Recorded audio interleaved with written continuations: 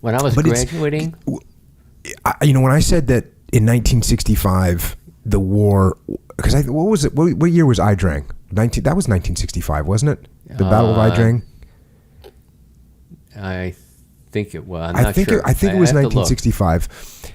I think it was. And, they kind of used that as, hey, this is when the real escalation started. Mm-hmm. And the reason I asked you that specifically is because I've had some Vietnam vets on that were going to college in 1965, and they were like, they hadn't even heard of Vietnam at that point. So I guess it was because I was in ROTC. I was kind of paying more attention. Yeah.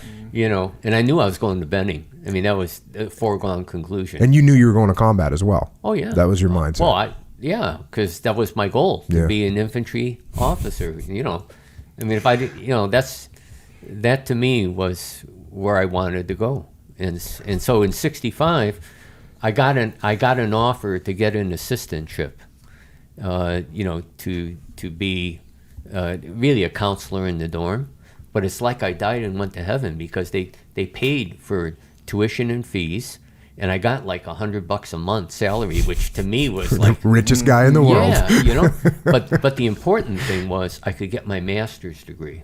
Okay, and by the way, I got it in a year because I went to summer school. I wanted to go on active duty, but this was a chance for me to go, on an assistantship and not have to pay for it. But now the pragmatism kicks in for me, because really with an English degree, as it's great for preparing you to understand things, but that and 50 cents in those days would get me a cup of coffee.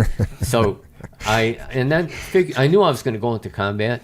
I knew I was going to be an infantry officer, and the odds of my perhaps getting wounded, were fairly decent. So I needed to have a fallback, and I wasn't an accountant, so I wasn't a CPA or, something like that. So I got my master's in the teaching of social studies, so I could be a teacher. And, you don't have to run the 100-yard dash to be a teacher.